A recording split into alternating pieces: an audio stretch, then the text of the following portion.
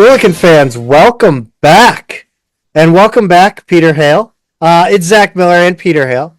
This is the Midtown Madness Podcast. Before we get going, thank you so much for listening. If you're watching on YouTube, don't forget to hit that like and subscribe button.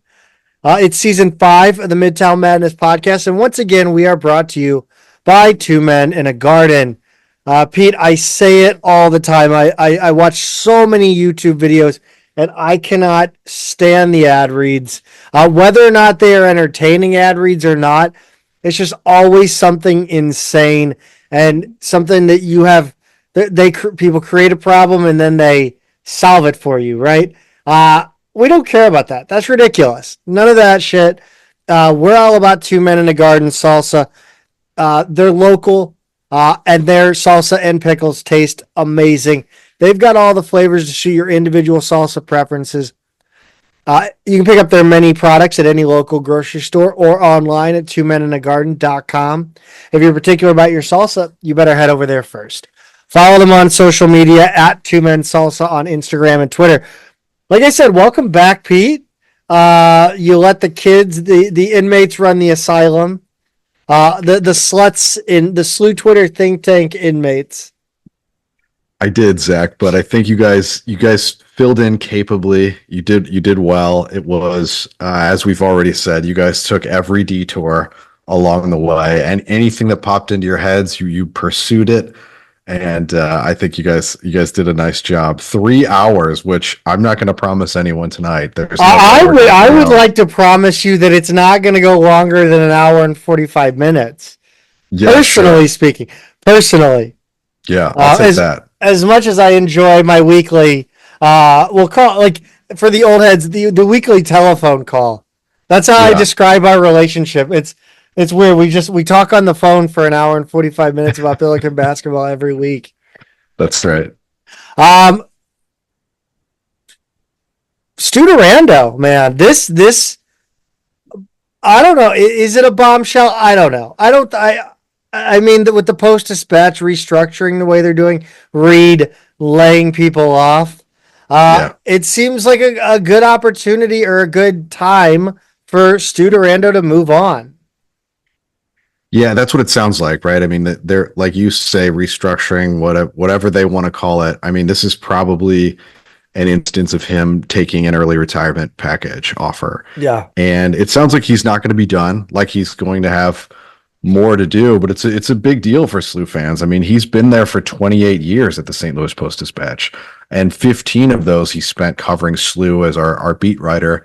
I think he started back in 96 and took the SLU job for the first time in 1999.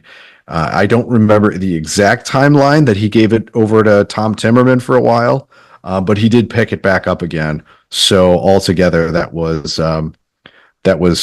15 years for him. I think they joked that Timmerman actually had all the better years, right? Because he got that Majerus Cruz burst in there. So Timmerman, even though he had a fewer years than Stu, wound up seeing more tournament action, unfortunately. But Stu's been there.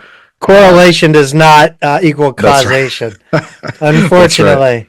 Right. I've seen a lot of theories as to why teams win and lose, but the beat writer is not one of them. The local paper beat writer is not one of them. But Zach, I know you've kind of, over the years, I feel like you liked Stu, but always kind of wanted a little bit more. Or am I wrong? Yeah, there? I mean, I like Stu. I'm not one to. I don't have no leg to stand on as it pertains to media criticism. I guess, especially journalistic or writing or whatever. I mean, look, like, I just wanted my team covered more. It wasn't anything like I thought he was a bad writer, anything. I mean, and obviously I probably don't know enough about the inner workings of a newspaper. Everything I learned from watching Spotlight, which doesn't really correlate to sports writing. Right. Yeah. So, I mean, great guy, great writer. As West Pine Bills has mentioned all the time, his long form stuff is just top notch. And I'd like to formally extend an offer to join the SLU Twitter think tank. as Yeah. Billiken beat writer. We can pay you in like gummy bears and I don't know, but yeah, come join the sluts. I've got some used Billiken hoodies I can send his way. I think we'd probably wear the same size, I think. But Stu, I've always liked him as a guy and a writer. He was around when I was there, right? So he started, like I said, in '99. It was fall of '01 that I showed up on campus. Really? Manager for 4 years. Oh wait, Studer. Okay, never mind. Yeah. When Stu first started covering SLU, so he started around the same time Romar did. Okay. Would have been when he became kind of the beat writer.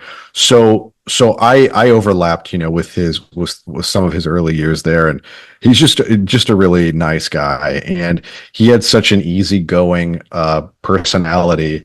He wasn't the sort of like overeager, kind of writer or anything. It's just a really low key guy, and I think, the way that I put it in a tweet the other day was just kind of you wind up with his approach. I think you get some really well told moments, and you kind of, it's a little disarming when you're talking to people. Like, I think they're just immediately comfortable around him, and that kind of reflects in his stories and quotes and things like that.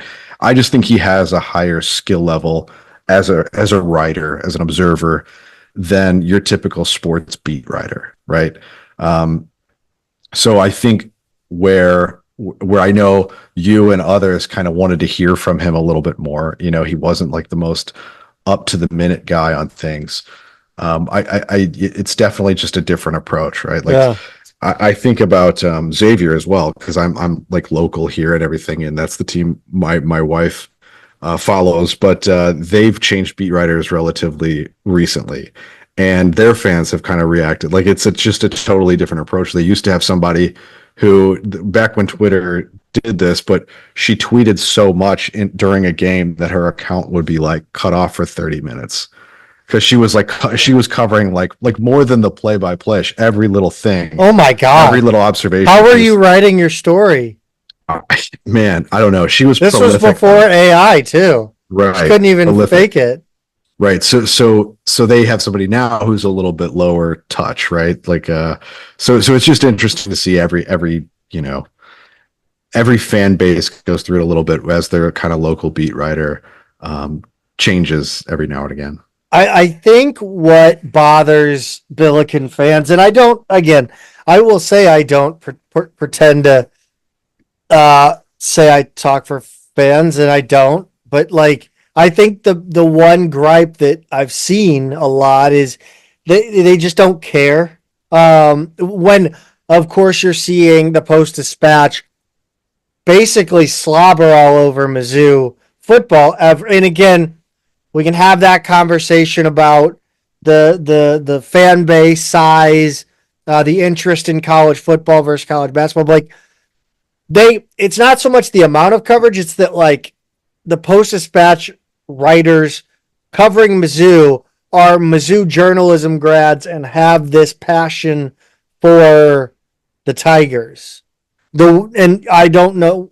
We've never seen that with the Billiken beat. The closest we've gotten, I think, is Carter Chapley, to be honest with you. Mm-hmm. Yeah. So I think that's where kind of, it's not so much that the Billiken fans didn't like Stu Durando or don't like Tom Timmerman the way they write or how they do their job. I think it's just it's always going to be a comparison of what the Post-Dispatch writers on Mizzou's beat do versus what they do for SLU. Right.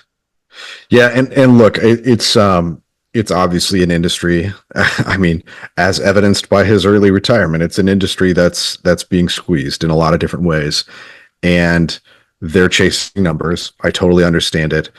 I do think this is the level of program that deserves, a full-time beat writer and that kind of attention and everything.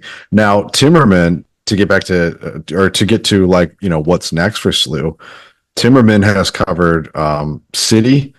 He's covered the Blues.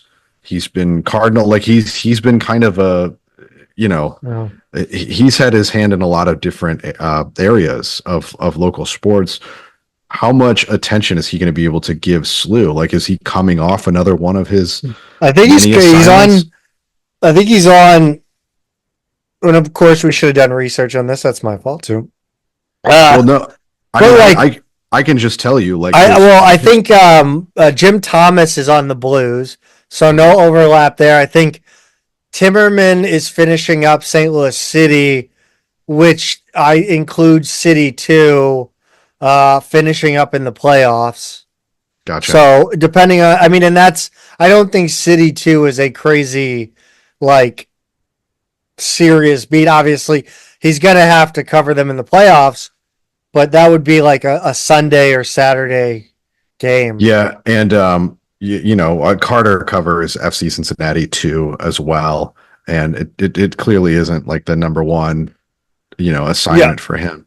But, yeah, like looking at him now, I guess like his Twitter bio says he covers St. Louis City SC, the Blues, and the Cardinals.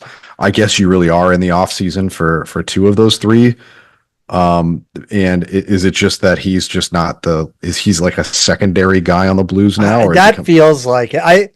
It feels like I don't even. To me, I don't even know who the Cardinals beat writer is. I don't think Timmerman's the Cardinals beat writer, is he? I have no idea. No, he's not the primary. Yeah. So I mean, I think he's. I think they just kind of send all their sports guys to the major. I don't know. I wish I knew. It feels like everybody for the Cardinals. Yeah. All hands on deck. Everybody gets that vacation to Florida. If you look at Stu's Twitter feed right now, X feed, whatever, it is he did fully cover the Rockhurst exhibition game, which we'll get to in just a minute, don't worry.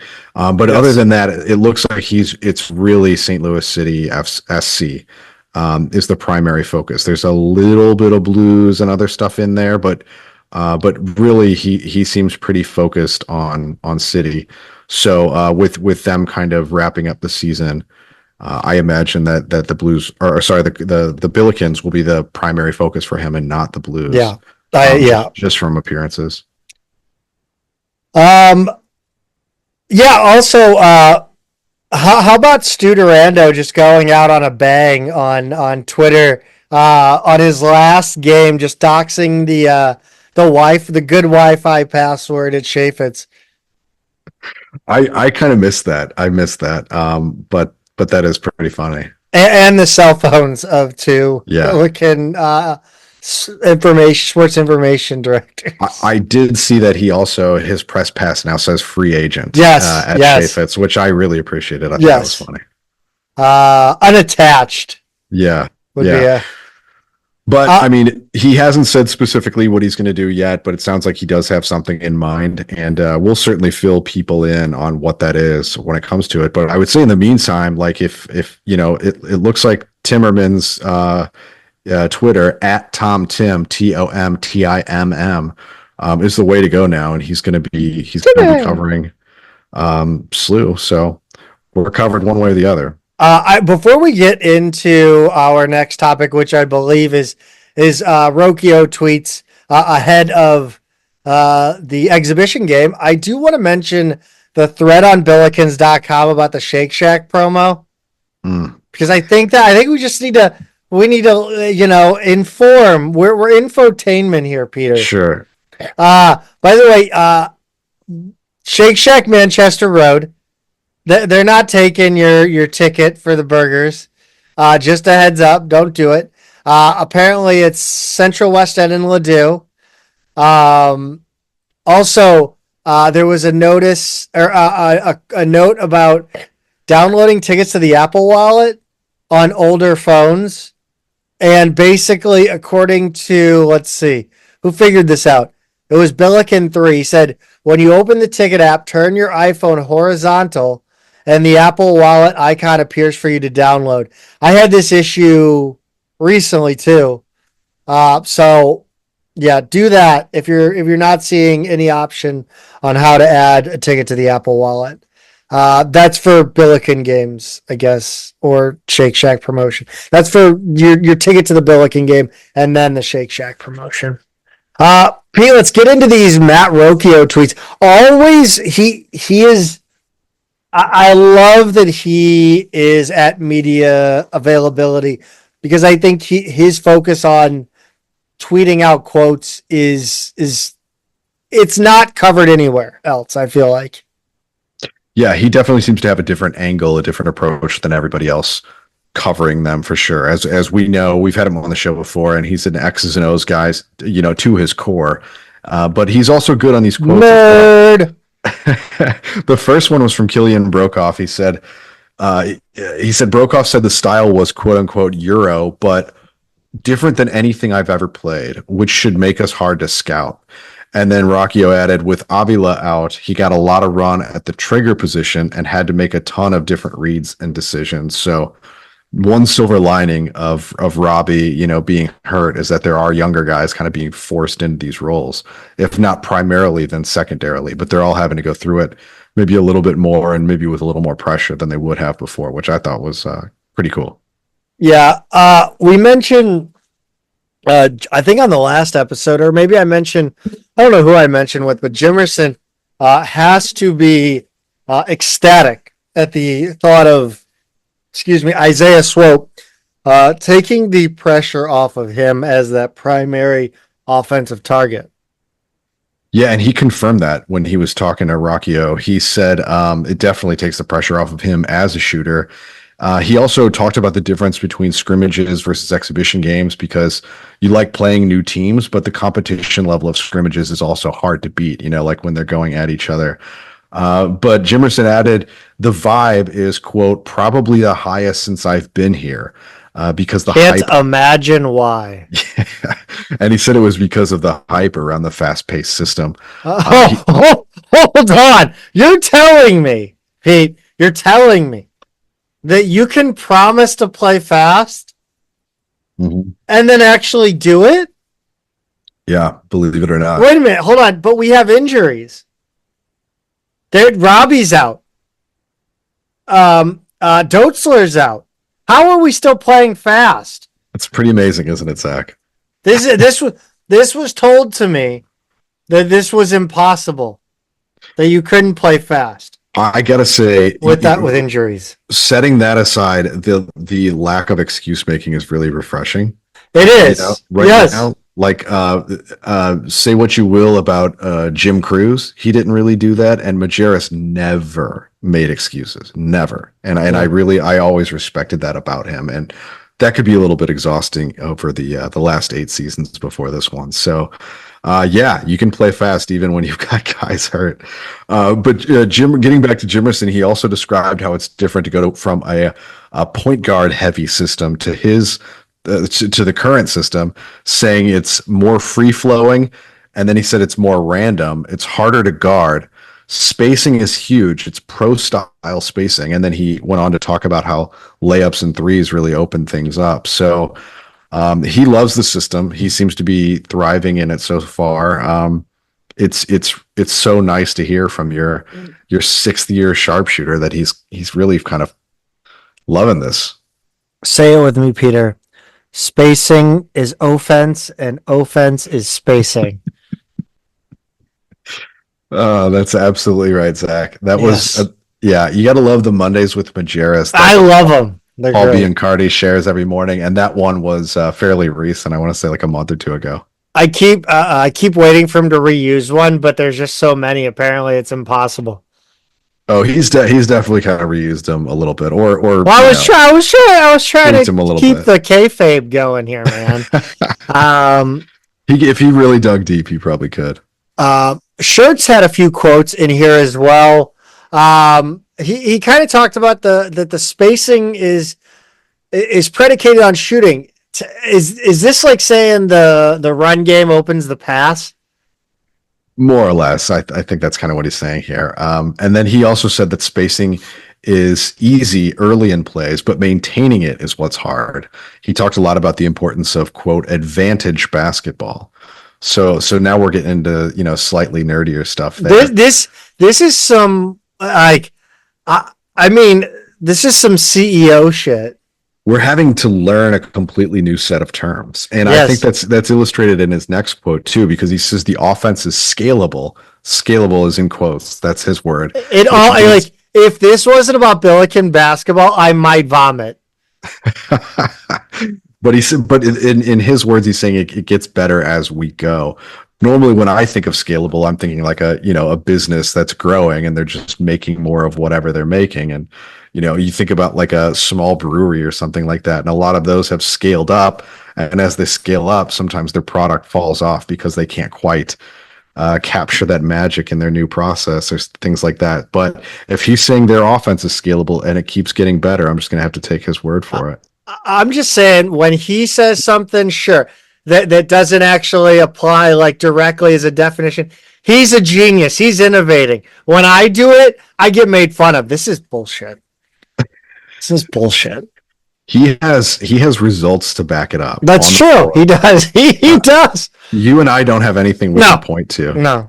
But his quote here is great pace, share the ball, make it easy. Those seem like cornerstones of his system. One that I want to circle back to Gibson for just a minute because he called him a coach's dream.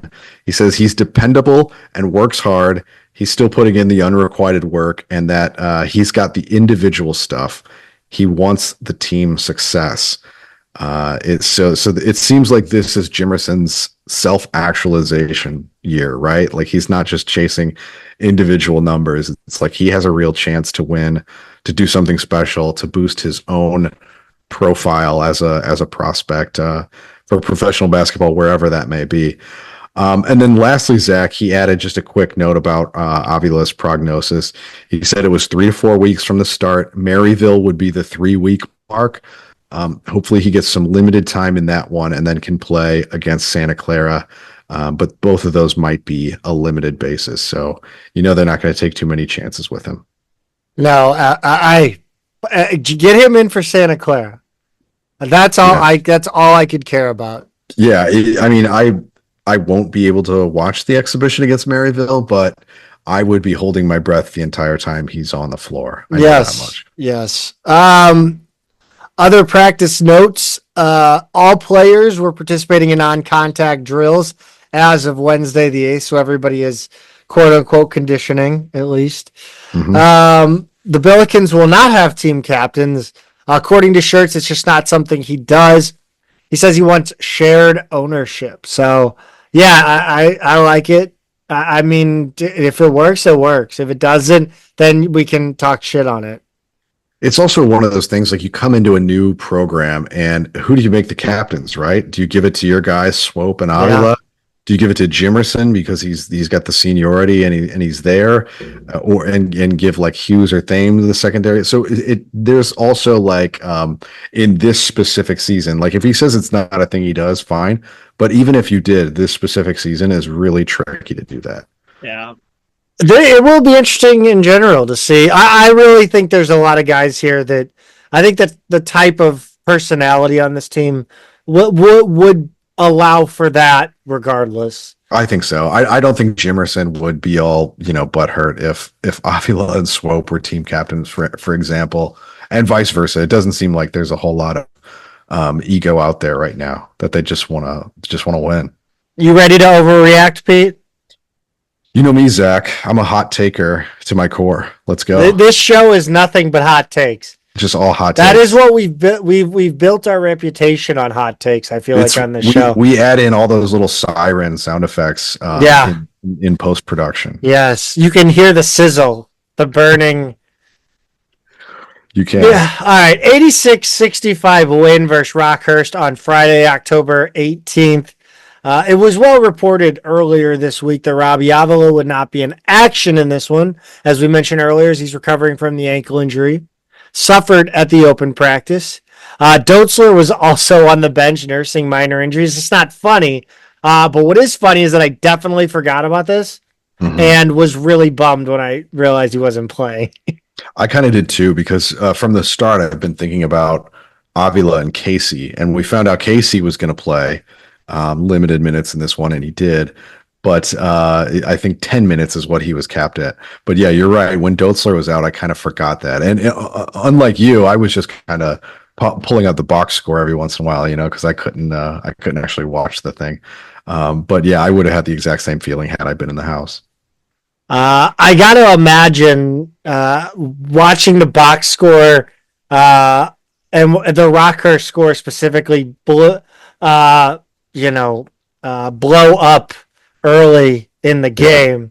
Had to give you a little bit of feelings. I was just a little confused, like you thought it was just maybe they messed up. At first I was like, okay, it was both things, and it was like, okay, well, hot starts happen, whatever, 8-2, I can deal with that. But then it was like, oh, maybe they are getting these numbers wrong. Like I've seen them make errors before. Maybe it is flipped, but no, it wasn't flipped, Zach. They got out to a hot start and led 33-30 at halftime. I gotta wonder, not being in the house, not being able to watch, listen, anything, what were the vibes in the arena like as this first half was going on? I got to imagine the puckering at West Pine Bills headquarters had to be serious. Oh, yeah. Because, I mean, they have done nothing but pump up shirts. And then the first time his team steps on the court, it's that first 10 minutes had to have been a little unnerving, but I think in the arena it was just kind of like, okay, let's not do this right now. Mm-hmm. And it was quiet, and I mean, I don't think there was. It didn't feel weird. The vibes weren't off. It was just very like, what's going on? Yeah. Yeah, it was very weird because it felt like, it was like 3 of the first 5 Billiken shots were 3-point attempts by Jimerson. They were wide open, and you're like, okay, Jimerson, this happens yearly, it feels like. I feel like every year Jimerson has like his first game is just him bricking shots for the first, 30 minutes of the game. But yeah, I mean, you're in a game with a Division II opponent. It's your coach's first game.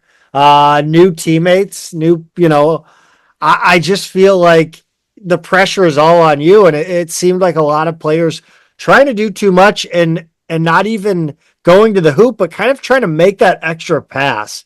It felt like there was an excessive amount of passing. To me, it was as if, they talk about that organized randomness and the reads, and it felt like every read was wrong, or you were making one too excessive passing. Just kind of put the ball up, get creative and get to the rack and lay it in. I don't know. And of course the rebounding was not very good, and the defense either. So yeah, I don't know.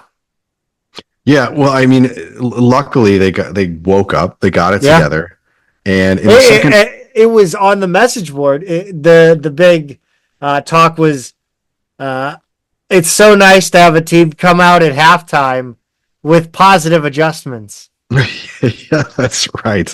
56 points in the second half. To just 32 for Rockhurst. I would say they made some adjustments, Zach, but it sounds like one guy in particular kind of stepped up his game in the second half and opened some eyes. Yeah, there was not there was no shortage of people talking about the name Amari McCautry Friday night, and I got to tell you, they're right. This guy is physically gifted.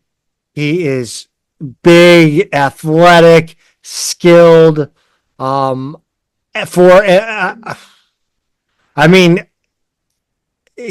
what they're saying. You had Stu Durando tweet out, Amari McCautry is a dark horse for an 8-man rotation, but has gained ground. He gets to the paint as well as any Billiken and draws fouls, but he needs to reduce turnovers. He has 7 points in the second half. He really did it all versus Rockhurst, and he kind of did it efficiently. Yeah, so we had 5 Billikens finishing in double digits, Zach, and he was the one who led them with 16 points, all of his points in the second half, as you said. He was almost halfway there when Stu tweeted that out. Ended up 5 for 7 from the field. Like you say, I mean, efficient, and he's a freshman. That's his first live game action against anybody. I mean, that feels like a statement to me. I mean, they're D2 guys, but like they're also of age. Right. They're 18 to 23. It's not, you can't teach experience, you can't teach age. And for him to do what he did against a team of grown men, that's big. He does not look like a freshman at all. And honestly, the way these guys carry themselves, I really don't see a lot of the freshmen looking like freshmen. Of course, Picard and Brokoff are skinny as all hell, but like they have the skill to get in an open run with college guys. Yeah, for sure. And one thing, Zach, I was also trying to verify, and I can't find it right now, but if memory serves, McCautry is young for his class. Like I think he's you mean like the wide receiver at Alabama who should be in high school? Right. Exactly. So I think McCautry is on the young end of the class too. So when you say like, yeah, it's D2, but like these are still college age dudes. And I mean, he's basically the youngest guy on the floor out there. So it's really impressive to see how he carried himself in his first game. I mean, like I don't know. He's my spirit animal, being the youngest guy on the floor. I love that. I wasn't counting on him for a whole lot this season, which is true of all the freshmen. He was the one I definitely had tabbed as having the most opportunity, I think. But it's going to be really interesting to see if he can play himself into the rotation and kind of make himself an undeniable part of the rotation. Yeah, and he's well on his way to doing it, I think. Yeah. Like with all the new players, I'm struggling as I go through the roster and think about these guys to realize they're transfers. Like I forget how they got here. So like I'm looking at like, oh yeah, Kobe Johnson, he doesn't look like a freshman. Oh wait, he's not. That's because he's not. Yeah, all the guards in my head that weren't Hughes, Jimerson, Thames are all freshmen in my mind. Yeah. No, I know. It takes a minute for sure. Kalu Anya, Pete. Continued the same kind of run we saw in the open practice. For sure. And he did it, in the way that we thought he would, right? He had a double-double with 12 and 11. Maybe his stated goal to lead the A10 in rebounding isn't so far-fetched after all. He also had 3 blocks, which I didn't know how big a part of his game that was. That was, that's always good to see.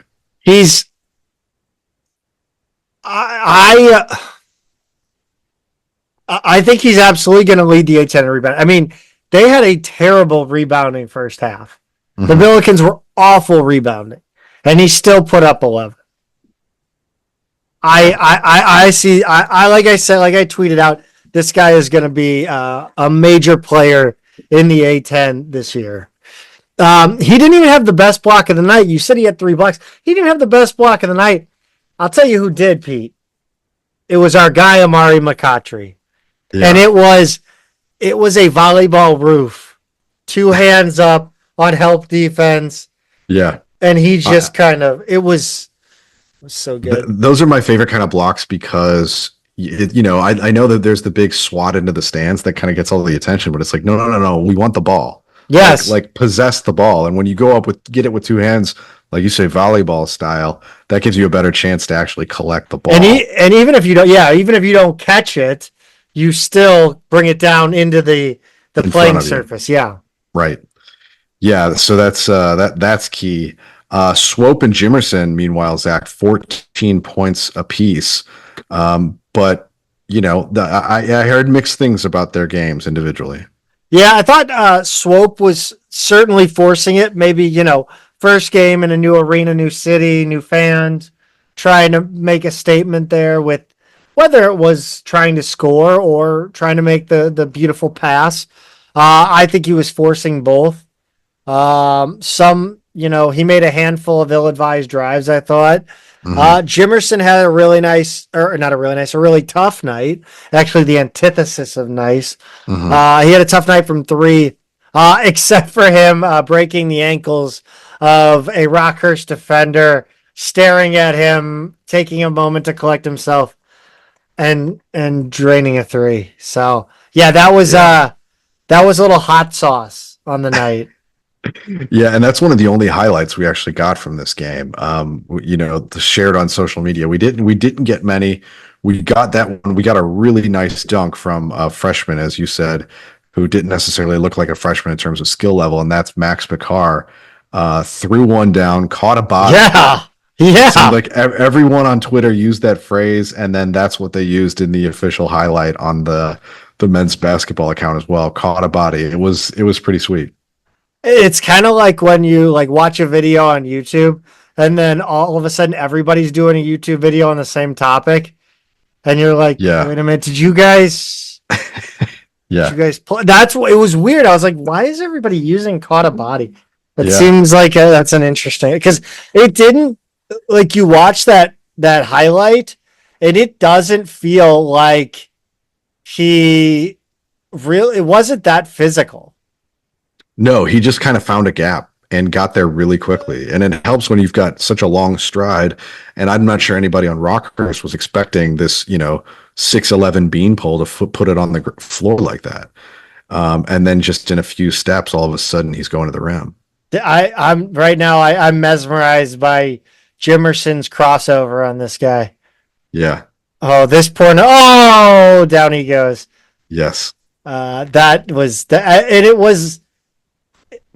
He didn't even plant his foot. He like his feet got caught up underneath him. It wasn't like the Hmm. plant was the trip. It was just moving, and he Right. tripped.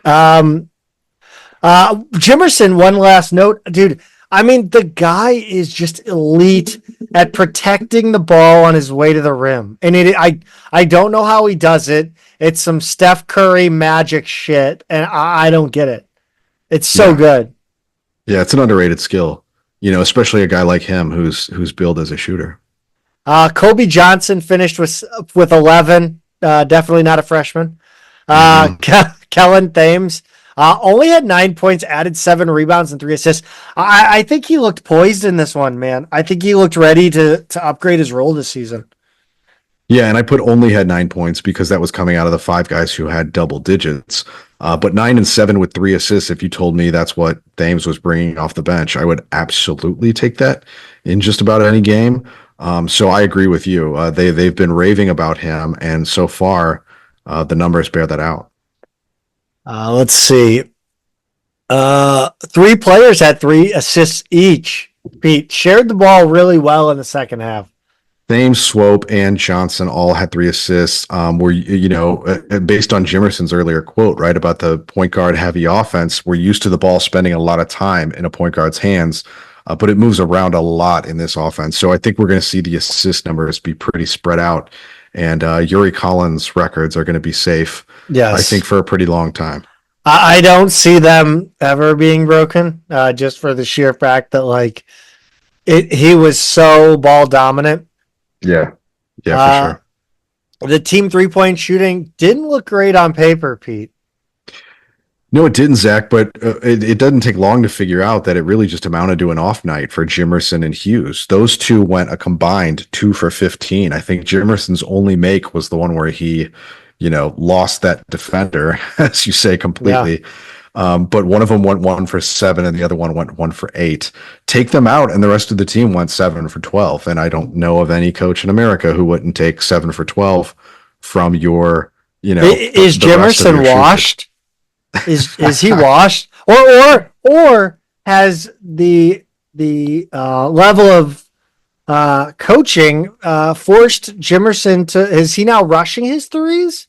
I don't know. What's the So, of course, the only one that I actually saw with my own eyes what was took him the, 5 seconds to shoot? Yeah. yes, was that one. But no, I'm just going to chalk this up to it's early season. It happens. I mean, look, we saw him in the scrimmage just nail three after three after three. These nights happen to any shooter. And if he hit even, one or two of those first three misses, it's just a different night, I think, for everybody. 36% overall in the first half and 23% from three. That is the kind of shooting that leads you to be down by 3 to a Division II program at halftime. Yeah, it is. But when you flip those to 64% and 43 in the second half, you're going to be just fine. Free throw shooting, Zach, was excellent. 21 of 24, and McCautry actually had 2 of the 3 misses. So a really good night from the line. And I think that was I think that was the first free throw he took. Mm-hmm. And then he made, yeah. So it added to the kind of, the angst of that first, 10 minutes or so. I'm not expecting him to be very good at the line this year. I don't think he's going to get a whole lot of attempts, but also if his 3-point shot is any indication, I think they've kind of done some tweaking on his shooting form. And I would not be surprised if that just kind of takes an adjustment period, and that's going to affect his free throw shooting. He'll probably be a little in his head for a while. I hope I'm wrong, but normally if you see a young player in college who's making some adjustments to his shooting form, he's not going to be deadly at the free throw line.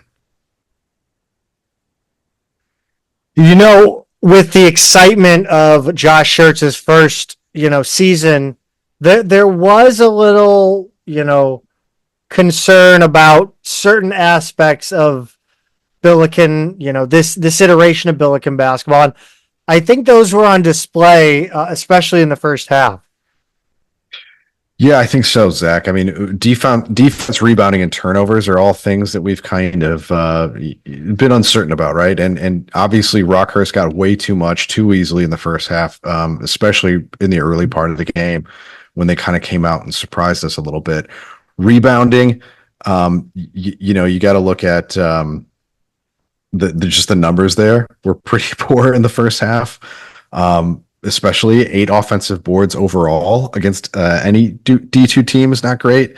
So just shaky on the defensive glass at times too. I think that's one of those things they're just going to have to outwork people on, right? I don't know how many natural rebounders you have on this roster. And then turnovers, you had 16 total, with Rockhurst getting 21 points off of those turnovers. 5 different players had either 2 or 3 turnovers. So everybody's kind of just got to take care of the ball better than that. 16 is not a great number against a D2 team. And I think you look at that and you see that Robbie Avila is out. He's the primary trigger. The replacement is not as used to making the reads and the passes. Mm-hmm. So, yeah, I mean, a lot of players out of position as well, which was noted by Joel, I believe, in the Discord server. So. Right. Yeah. I mean, that's a good point too, but you would like to think in this offense that people can be comfortable sliding into other roles. But look, it's early. It happens. You just hope that these are all things that they kind of iron out over the course of the season. Despite Avila and Doetzler out, we did get a look at pretty much everybody else. Yeah, 13 different guys overall, 8 of whom got double-digit minutes. We did not see Dylan Warlick. He's the other exception. I don't think we're going to see him this season. It's feeling like a red shirt to me when a freshman comes in with injuries that keep him out in the whole lead up to the season. Let's close the book on the exhibition, but let's talk about the lack of streaming. I don't think we're not going to sit here and, call out the athletic department. It is what it is. Like, it's not, it really doesn't matter. Mm-hmm. I mean, it's tough for an out of town. Sure. Like me, I would have loved to have the ability to watch this one, either live or go back and watch it, whatever. But I do understand it, Zach. I mean, I guess there are some kind of pros and cons, right? Yeah, I mean, you look at, I think The official reason from SLU, which I have no reason to not believe, is that scouting. The coaches don't want tape out there of the team. And Pete, you were in the locker room. You were in the around basketball minds. What do you think Soderbergh would or Romar like? Was I mean, obviously they didn't have streaming back then, really.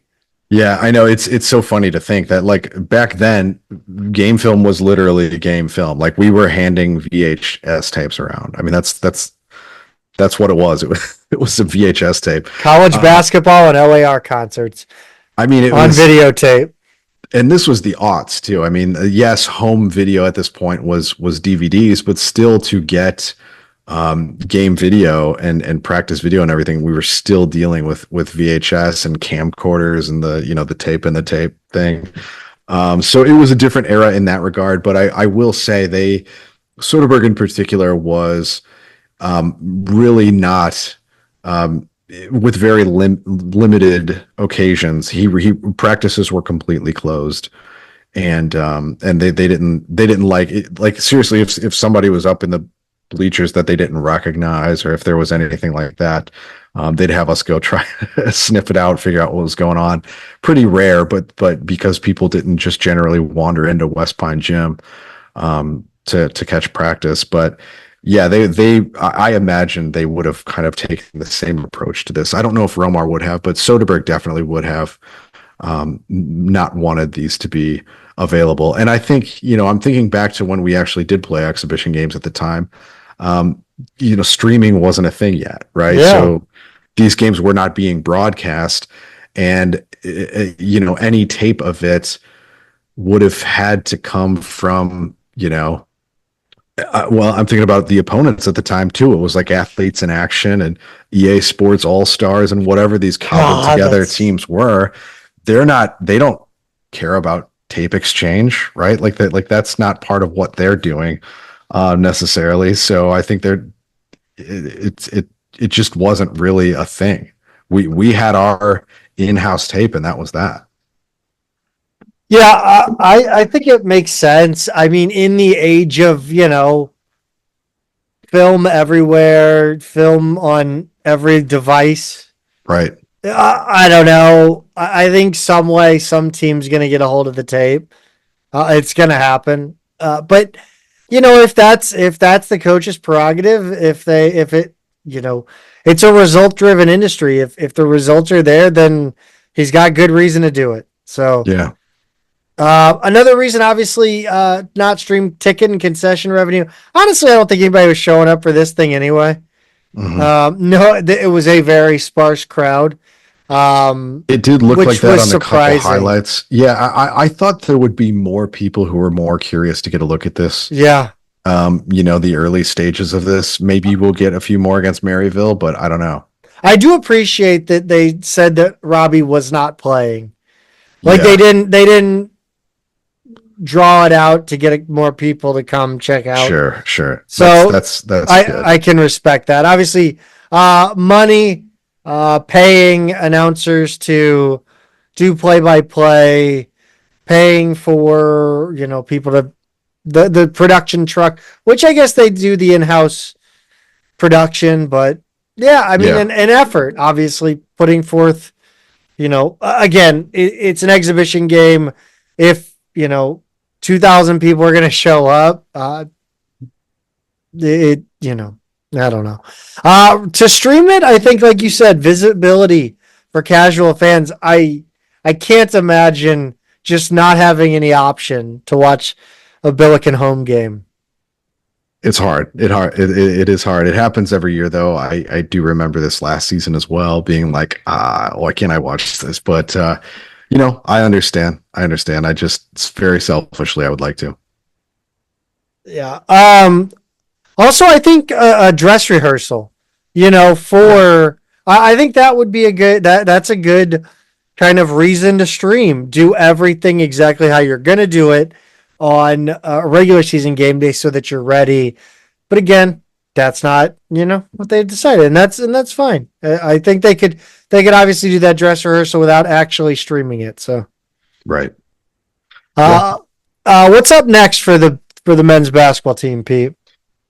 Friday the 25th, they've got the second and final exhibition game against Maryville. I believe it is the same game time, 7 p.m. Central, right, Zach? Same Bob time, same Bob place.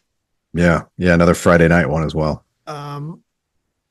Yeah, that would tie in a bow on the first week of Billiken basketball. One or two recruiting notes here, Pete. We've got a 2026 offer that we were out to see, and then a visit from a 6'2" point guard. Yeah, so first, SLU was out to see their 2026 offer, Colin Rice, and his teammate, Landon Davis, up at Northwest High School in Waukee, Iowa. Davis is the new name there. We were aware of him before, at least from when I was doing a little bit of recruiting homework on Colin Rice. But he's a 6'8" power forward. He's got an offer from Drake. He recently visited Iowa. So I think he's looking to make a kind of a jump in his profile this year. This is the team, by the way, that Rice and Davis play on that has the sons of Ben McCullum, who is the new Drake head coach. Right now, both of those guys look like lower division players, but certainly this is, in the Des Moines area, and it's a program that Drake is recruiting heavily. So I think they're going to be the top competition for these guys. And then the guy who visited campus, the 6.2 point guard from Dale High School in Oklahoma, is Denton Forsyth. The previous staff actually recruited his older brother, Dayton Forsyth, who is now playing for Porter Moser at Oklahoma. I didn't want him anyway. I didn't want Dayton anyway. I know. With that name, Dayton and Denton, by the way, quite a pair of names. Yeah, but he can't even go to Dayton and wear his name on his jersey. How stupid is that? I know. I mean, you've talked about this before. That you get your name on the front and back of the jersey, but yeah, it's his first name, so it doesn't really count. Unfortunately, I should have found a college called Miller and gone there and played any sport. I don't know, because I'm sure that's like an NAIA. Yeah, I could have gone to Yale and messed with the Y a little. Hell yeah! Oh, Jesus. Oh God. We're now we've entered the territory of cheesy dad shit. I'm squarely in that territory. But yeah, we'll see if Forsyth winds up being at the same level as his brother, a Big 12 recruit. But anyway, seems like a guy it makes sense to get in on at this stage. Here's how good things are going right now in Billiken land. I forgot Porter Moser is still at Oklahoma. I forgot about Porter Moser. I mean, there was some rumors last season that, because Oklahoma had a tough year. I don't know if not a bad year. It was off the court, not necessarily the basketball program, but just with the university and the athletic department in general, wasn't there? That's right. Yeah, I think they had an AD change. I can't remember if there was a president change too, but there was something. They made it sound like there were some political reasons, just as much, if not more, than basketball, that he might be gone. But he stayed, so yeah. Much ado about nothing. Yeah, I mean, I would be hard pressed to say that Porter Moser was not contacted by the Chafitzes in any way, shape, or form. Yeah. Yeah, he had to have been. Like, why wouldn't you? Yeah. Let's move over to the women's side of the basketball court. And the Billiken women will play in their first exhibition game Tuesday, October 22nd at SIUE. Charity exhibition game. First time, I believe, that a Billiken sports program has engaged in a charity exhibition. Yeah, I can't think of another one, but this one is at 6 p.m. Proceeds raised will benefit Redefining Independence in Edwardsville. General admission tickets are $7 for kids and 17 and under. So quite an age. I mean, you never see kids 17 and under. That's nice. And then $10 for adults, I guess 18 and over. Group pricing is also available for the game, but like you said, it's at SIUE, and I think you mentioned in the previous episode that it was the kind of a thank you for them letting us use their arena for that WNIT championship last season. So that's pretty cool. And this is on Tuesday, October 22nd. So that's probably tomorrow as you're listening to this. So try and get over there and give the Cougars a high five and a thank you for doing this and support a good cause while you're at it. An update on Billikens in the pros. Kyla McMakin, Pete. We reported just a couple months ago, Zach, that she had signed with a team in the French league. That was really hard to find information about, by the way. But now it appears that she is signed with Ittihad Riyadi de Tanger in the Moroccan Women's League. Sure. As with all other international clubs, it seems, IR Tanger, or IRT for short, is tied to a larger athletic club that kind of has a men's pro soccer team as the cornerstone.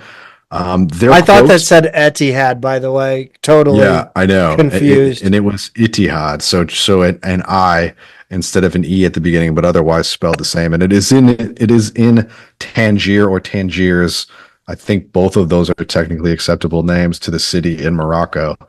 But their quote, the club's quote on signing her: "We are pleased to introduce our second foreign player, Kyla McMakin.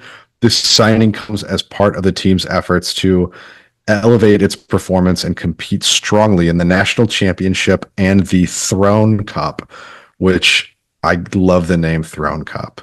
I just, I don't know. For whatever reason, that struck me as fun. By the way, if you were not watching the World Cup this year, Moroccan sports fans are absolutely bonkers. They forced a suspension of an Olympic soccer match between them and Argentina. That was the first game of the Olympics, right? Yes. Yeah. They protested a late goal that was later overturned. They protested a goal before VAR even had a chance to look at it. Yeah. I know. But yeah, that's I got to imagine Moroccan basketball has to take after soccer in some way. You would think so, but yeah, who knows, man? The Kingdom of Morocco. Yeah, you know who the king of salsa is, in my opinion? Who would that be, Zach? That'd be Two Men in a Garden. I guess they're the kings, right? Yes. The garden being their kingdom. But you're right. They make a fantastic product, and I'm definitely due for another box myself. In the meantime, I've still been loving these pickling pouches. I'm to the point where I literally don't buy pickles from the grocery store anymore. I just buy baby cucumbers, and I keep experimenting, and I'm having fun with it. I love it. And it's just, yeah. You're a hobby pickler now. I kind of am. Have you joined the subreddit? I think that's the pickling subreddit. I feel like that's your next step. I wonder how this would go over in a group like that. That's like so hardcore, because this is definitely, I'm not going to lie, it's a cheat code. I mean, it's so easy. You throw in 2 ingredients along with whatever veggies you want to use, and it could not be simpler. So I think you should try it for yourself. Head over to twomeninagarden.com, pick up a few of these, experiment for yourself. I seriously doubt you'll be disappointed.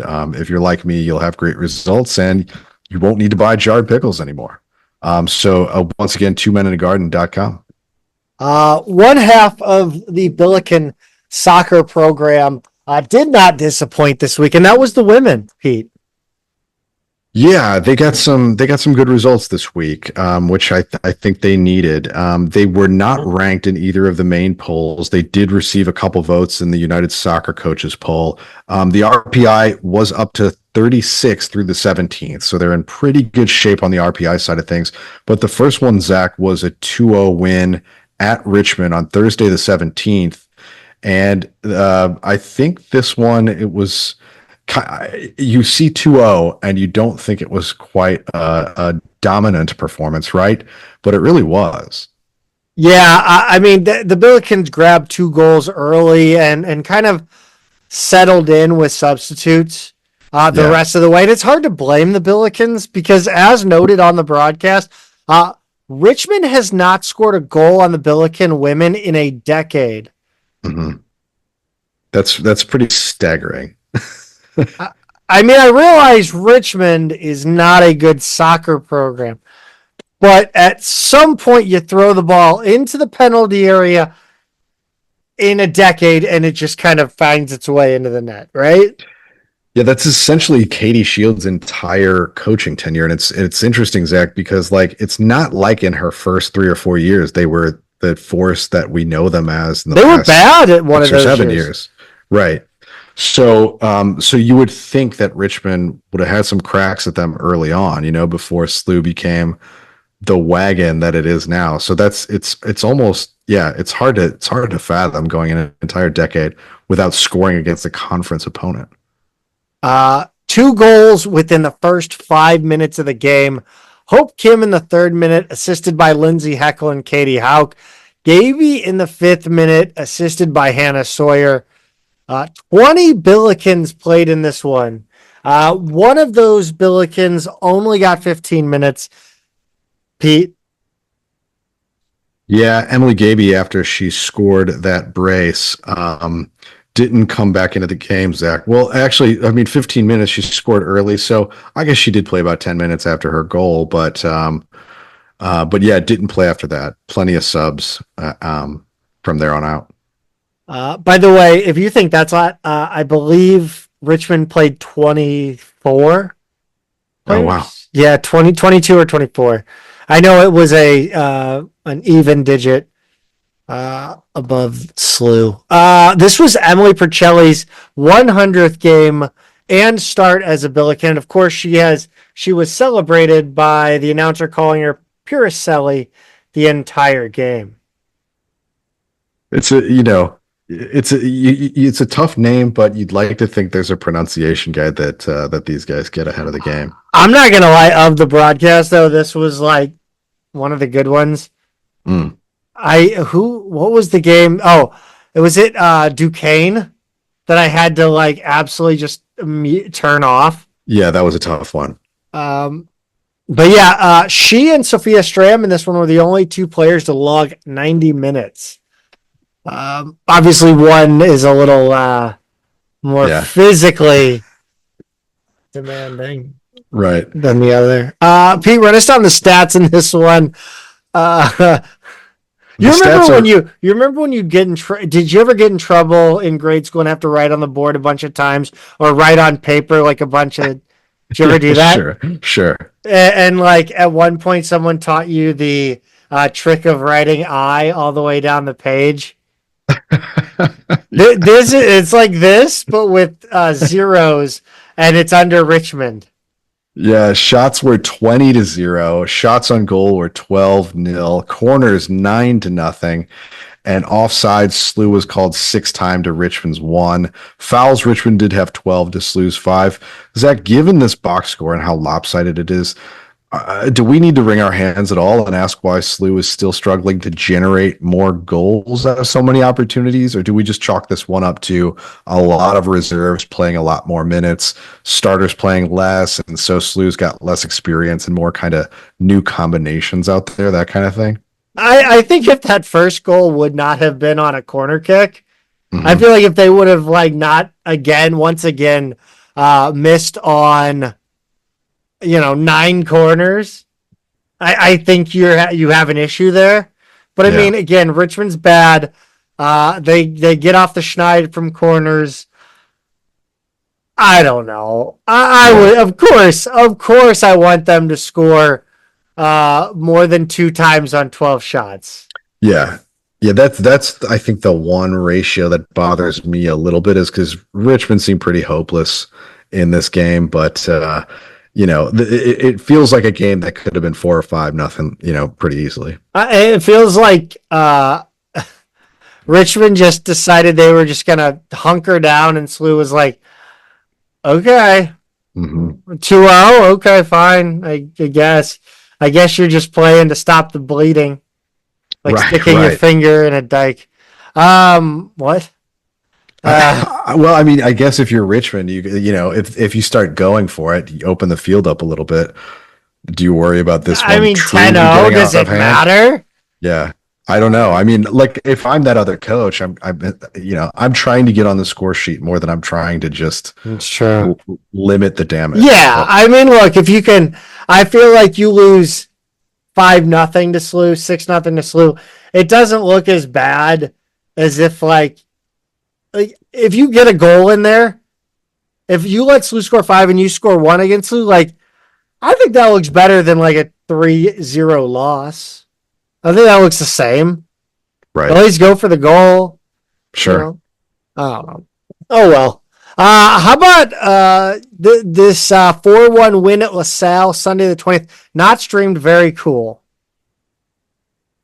Yeah, I guess the old technical difficulties bug got to him, and I texted you because I was like, I know this one said ESPN Plus, and I'm like Yes. scrolling back, and I'm like, there's a link, and I'm looking through ESPN Plus, and I can't find this game anywhere, and we both know the experience of having to scroll way over through the live events and see so you finally find this game, but I guess finally they tweeted that technical difficulties.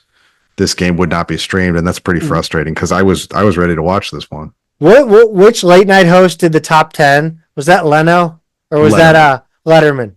Top 10 euphemism for technical difficulties. So someone tripped over the I don't know. There's technical difficulties could mean anything from someone the power went out or someone just tripped over a cord.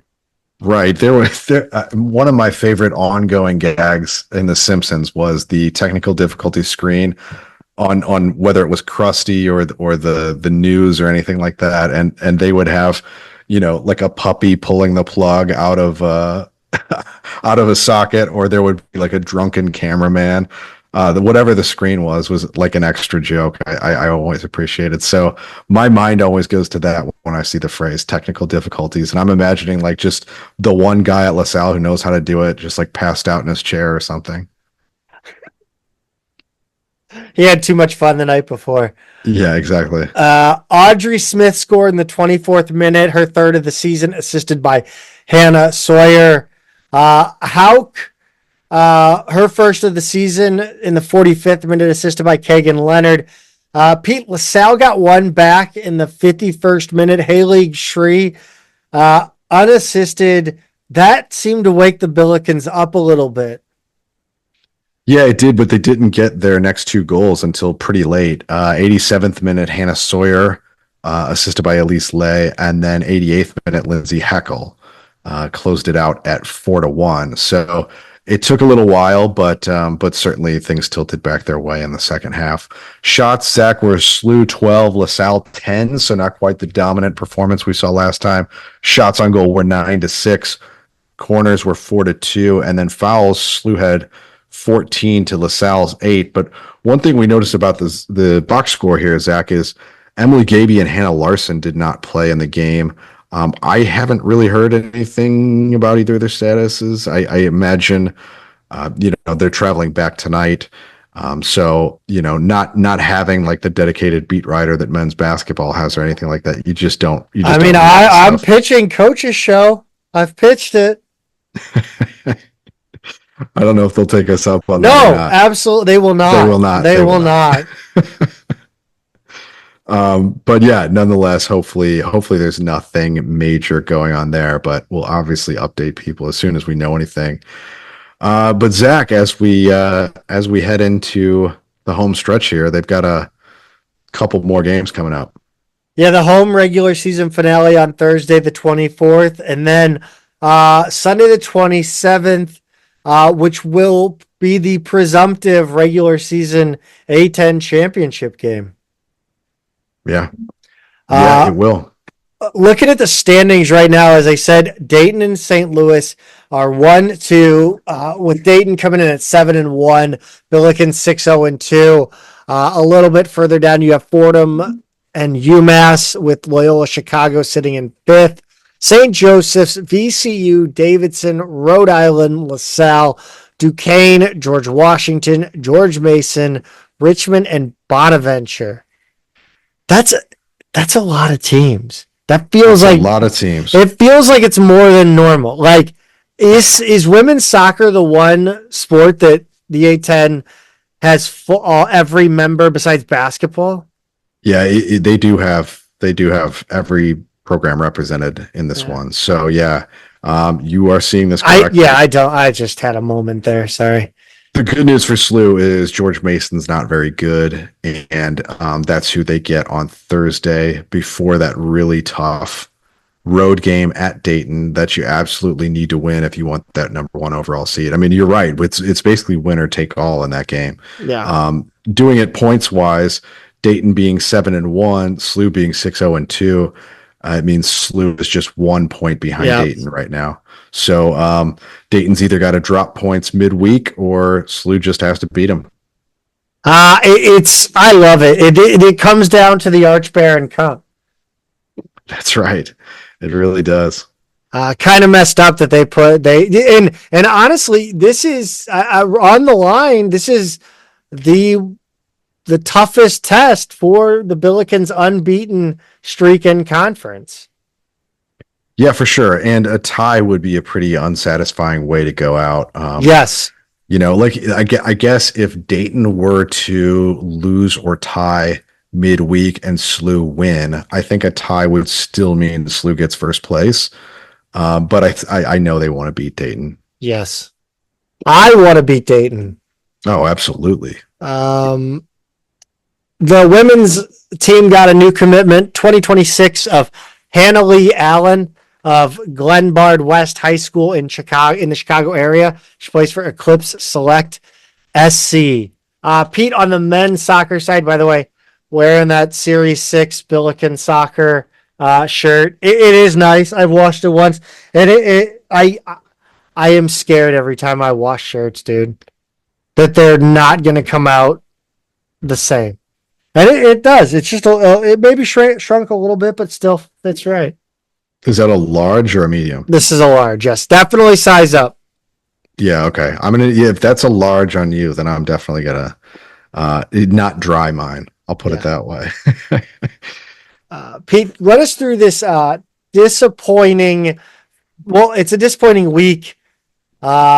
They only had one game this week. Sorry. It was a disappointing week, and it was a disappointing game against VCU, Pete. Yeah, Saturday the 19th, they came away at home with only a 1-1 draw. Zach, your comment, but you said this team loves to play that back post ball and for the header back across to the near post. And that's how they opened the scoring in this.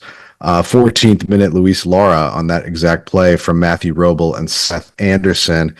They made it another 60 minutes all the way to the 74th minute before VCU equalized on a PK. Zach, did you see the penalty that led up to this? Yeah, I mean, it's a difficult one, but like I think that guy would have gone down due to a stiff breeze. Yeah. I like, again, you're coming off a game where the other team equalizes on a handball PK. Yep. And you give up another PK, and it's the same player in Carlos Leatherman. And that exacerbates the feeling of frustration with this team because it's the exact same scenario. So 2 games that absolutely should and needed to be wins became ties where you're now clear by all measures the better team on the field, and then now late in the game you're desperately trying to get that winning goal. It's just it's hard to watch. It's frustrating, like you say, and I imagine that has to be bleeding into all aspects of what they're doing, right? When these results keep slipping away. I think what's frustrating is this one is the overarching point of the Billikens seem to be content after getting up that one goal. You know, you had a lot of, and again, yes, the numbers may have not been there in the attacks, but like it was a lot of, I mean, you actually saw players physically like settle down, like, right. And you're just like, this is college soccer. It is crash test dummy soccer. Mm-hmm. You have your skill, but it is about speed, athleticism, and making shit weird in the box. Yeah. like just play forward. VCU's terrible. Yeah. They've been so bad this year in conference. I don't get it. I don't get why, you risk, like, they risked nothing to try to grow the lead.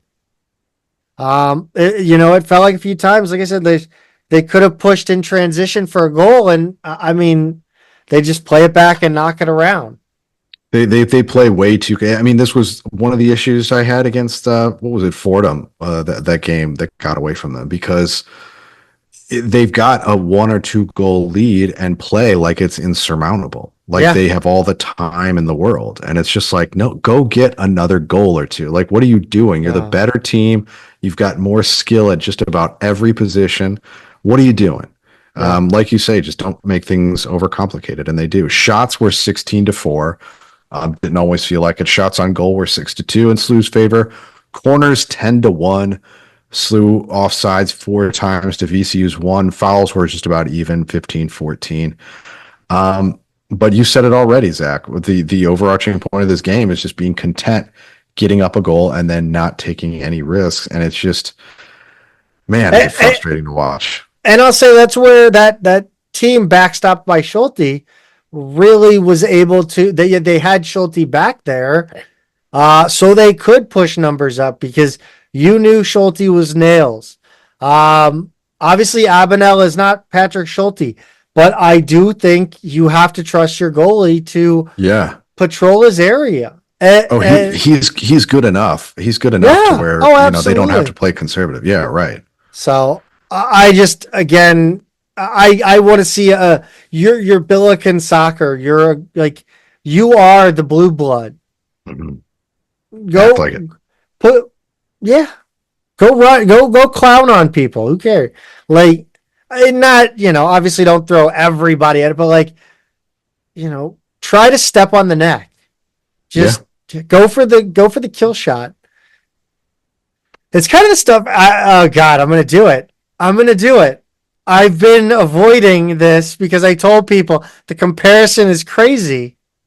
And I don't think it's I think it's crazy in a macro sense, but on the micro level of, like, this is the same shit I was upset with, like, SLU basketball the last few years, with, like, there were games where they would go on a run, and then they would just kind of like, chill. We'll chill. Yeah, we got this. Yeah. And it's like, keep pushing, push the pace. And so I don't know. I'm making the comparison between SLU soccer and SLU basketball. That's what that is. That's what I'm doing. Next up, Wednesday the 23rd at Missouri State. That is a big game. Missouri State's good this year. Am I wrong? No, you're right. They are good. They were picked to win the Valley. I haven't checked in on what their record is right now. I think they're ranked, but I need to double check that really quick. Missouri State this is bad radio. They're 9-2-1, 4-0-1 in conference. Yeah. This is going to be a tough one. But I mean, look, the Billikens have shown the ability to play really well against really good teams. They just have to put it all together and find the back of the net and hold on. Missouri State has not lost since Monday, September 2nd. They have won every game since then, except for a tie at number 11, Western Michigan, on September 28th. So this is a really good team. They just won at Memphis. They won at Belmont. They hung 7 on Northern Illinois. They beat Creighton. They're a good team. Beat Central Arkansas. So yeah, this is gonna be a top 25-ish team, no matter whether they're in the rankings or not. They're that level of ability. And then to close out the week, you've got Saturday the 26th against George Washington, a conference game that has to be a win. Yeah, that's it. You talk about a program that's just bad at soccer. It's like Bonaventure is the worst. George Washington on both sides of the coin is just awful. Yeah, and this one's at home. Let's see. On the standings, no change. Top of the table. Billiken's still in third place with 3-0-3 conference record. Duquesne and George Mason are tied in first at 5-1. I cannot believe George Mason being involved here is just ridiculous. Makes no sense. The Billikens haven't lost in the past 9 games, but the ties, Pete, the ties, man. They haunt you, and especially in conference games, because those are 1 point and you're giving up 3, right? I mean, both VCU and Fordham should have been those 3-point games, and those are 1 point games. And so, yeah, they've got a lot of work to do. And not just that, they need Duquesne and George Mason to lose some games, or they're not going to get that 1 seed. Real quick through the field hockey and volleyball. Field hockey lost 7-0 at VCU Friday the 18th. The Billikens got 2 in the first, 2 more in the second to put it. Oh, wait, did I say that wrong? Yeah, VCU. Yeah, the Rams got 2 in the first and 2 more in the second to put it out of reach. They added 3 more in the third. VCU outshot SLU 24-12, and corners were 6-4 in the favor of the Rams. The final 2 home games of the season are Friday the 25th versus St. Joe's and Sunday the 27th versus Maryville. If you want to see some good field hockey, not to be like unkind to SLU field hockey, but St. Joe's is legit. Yeah, they were ranked earlier this year. I don't know what they are right now, Zach, but yeah, St. Joe's is the real deal. They normally win conference, don't they? Yes. Yeah. Okay. So that's always a fun one. They don't have it on the website right that's now. your idea of fun? Whether St. Joe's is ranked, but yeah, I think they were earlier yes, this year. They absolutely were. Every year. Yeah. D1 field hockey rankings, I'll just look it up right now. Yeah, St. Joe's is number 6 in the RPI as of a week ago. Wow. And UMass is number 13. So those are by far the top 2 teams. So this will be an interesting one. And it's their second to last home game of the year, Maryville being the last one. Hit me with the volleyball scores. Yeah, not a good weekend for the Billikens. I would say suboptimal, yes. Yeah, 3-1 lost to Davidson on Friday the 18th, 24-26. 17-25, 25-16, 16-25. Davidson out-hit SLU 333-264. Carly Rogers had a match-high 24 digs. Trinity Luckett led SLU with 14 kills and 6 blocks, hitting 423 in the process. And then Abby Lynn had 27 assists. And then 3-0 against Davidson was the loss on Saturday the 19th, 18-25, 23-25, 23-25. The Wildcats out-hit SLU 257-175 this time, and SLU had 23 errors to Davidson's 14. Wasn't an issue on Friday, but it was on Saturday. Rogers had a match-high 18 digs. Kayla Jansen led SLU with 5 blocks and hit 417. Addie Bruce had 14 kills, and Addie Lyon had 17 assists. Zach, the Bills were at 500 with an 8-8 record, but 5 straight losses has them sitting at 8-13 overall, 3-6 in the A10, which is good for 8th place.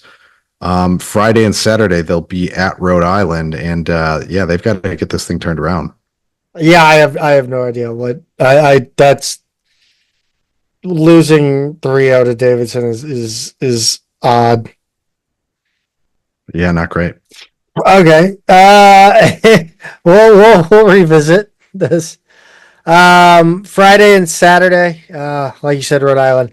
Cross country's heading to the Bradley Pink, or they competed at the Bradley Pink Classic on October 18th in Peoria, Illinois. The meet was individually scored, no team result.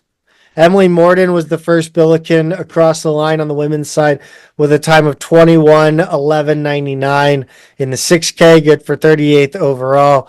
Lukasz Ivanovic, Iwanowski? I would guess Ivanowski. Finished the men's 8K. I had the first one right because I know an athlete with that name. That was an SSC. Yes, yeah. Yeah. 24, 51, 23, which was 69th overall. Nice. And first among SLU men runners. Next up, the A10 Championships, November 2nd in Mechanicsville, Virginia. Also, Faroe Ahmed, not racing with SLU this year, but he did finish third in the 10K today at the Great Go Halloween race in Eureka. Just, I thought I'd bring that up. Thanks for that update on our guy Pharrell, friend of the show. Swimming and diving, Pete. So Friday the 18th, they were at Wash U. The men lost 142.95, but Ben Mears won both the 1 and 3 meter diving events. Grant Girl won the 50 free and was a member of the winning 200 free relay. The women lost 162 to 81. Karis Renaga won the 200 free with a time of 157.33, and she won the 500 free as well with a time of 517.84. Morgan Walker finished first in the 1000 freestyle. 10:57.92 was her time. Next up, they will be at Little Rock on Saturday the 26th. Henderson State will also be competing in that one. That's going to do it for us, the Midtown Madness Podcast. Subscribe on whatever platform you use. Automatic downloads, they really help, as do reviews, recommendations, comments. Thank you so much to everyone who listens, and welcome back if you took the summer off, because I know people do. So thanks for sticking with us. Go Bills. Go Bills.